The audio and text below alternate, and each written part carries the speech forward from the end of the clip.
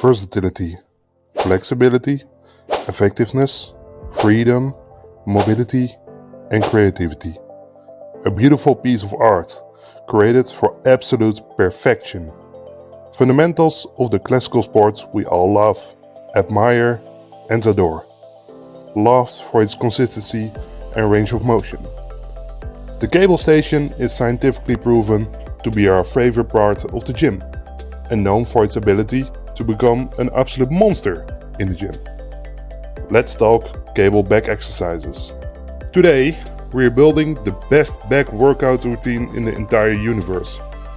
Preferences? We got you. Beginner friendly? We got you. Simple but fun? We got you. Hotel?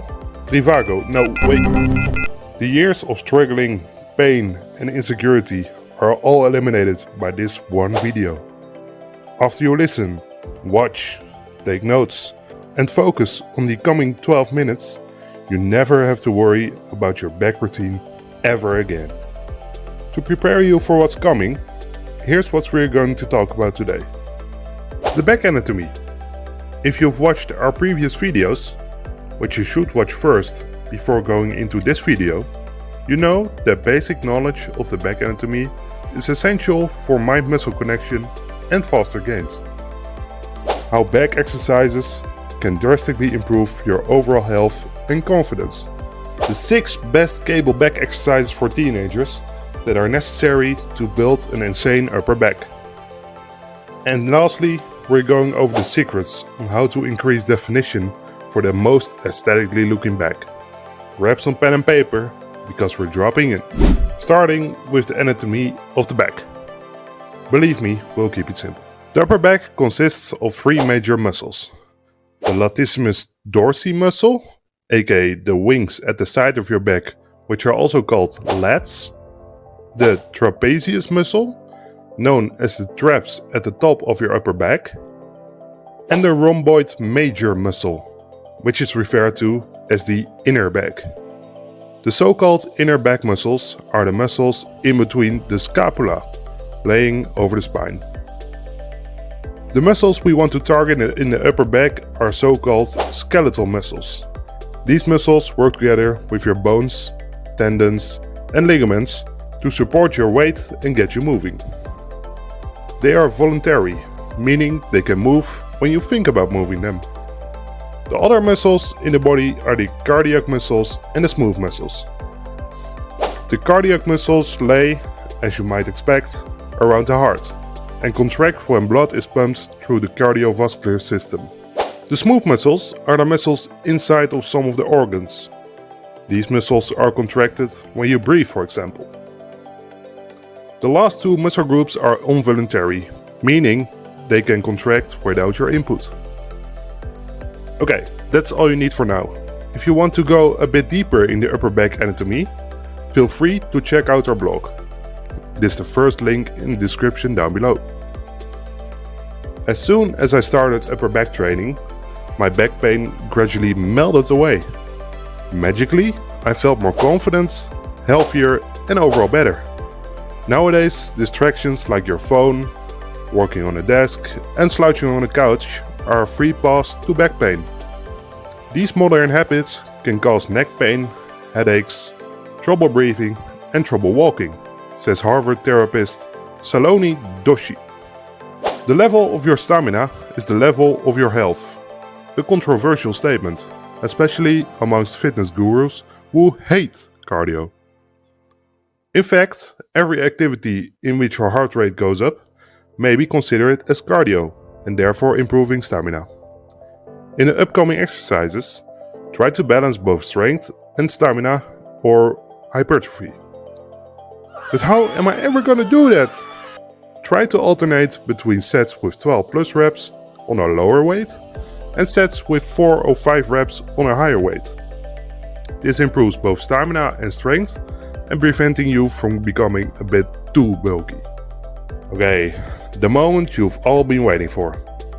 Remember, these are the only exercises you need for your upper back. Your lower back carries most of the body weight, so it's important to develop that one too. And it's your lucky day because our previous video explains lower back development in a beginner-friendly, easy way. And as for all of our videos goes, if you want to learn even more, check the blog on our website. For every video, there's a blog that explains everything on the topic. Okay, so enough small talk. The first exercise is the seated cable row. The seated cable row is an exercise that targets primarily the rhomboids, but also puts the forearm and biceps under tension. Pull the V-bar towards your belly button by squeezing the shoulder blades and thinking about pulling from your elbows. We recommend doing this for 3 sets of 12 reps on lower weight if your goal is increasing hypertrophy, and 3 sets of 6 to 8 reps if your goal is training on pure strength. Easy, right? Training on higher weight equals pure strength gain, and training on lower weight leads to increased hypertrophy and therefore stamina. Keep this in mind. The second exercise is the most famous amongst gym bros, the lat pull down. Focused on the lats, but it can also be considered a tricep exercise if done wrong enough. Yes, some people are very creative with their form on this one. A basic rule of thumb is that your arms are the only thing that should be moving in your entire body. Pull from your elbows and keep your upper body in the same place to avoid swinging. Number 3, another exercise for the lats and one that requires some practicing. The lat push down, done with either ropes or a double V-bar. Squeeze the lats at the end of the movement while driving your elbows towards the floor during the movement. Again, keep your upper body still to avoid using momentum and maintain a stability stance. To develop the traps as well, cable shrugs should be part of your routine at all times. While most people do these with either dumbbells or plates, cables activate your trap muscles even more. They keep the tension on the muscle during the whole movement, and you know we love our cables. Watch out for any lower back pain though, because it might cause injuries if you let your ego decide the weight. Keep your chest up, shoulders back and core engaged, and lift your shoulders straight up towards your ears. Keep in mind to do this slowly and hold for 1 to 2 seconds before going back down. For the last exercise of this ultimate routine is a bit different. Instead of using both your arms at the same time, this exercise allows you to isolate one part of the rhomboids even more. This prevents one side of the body from compensating from the other.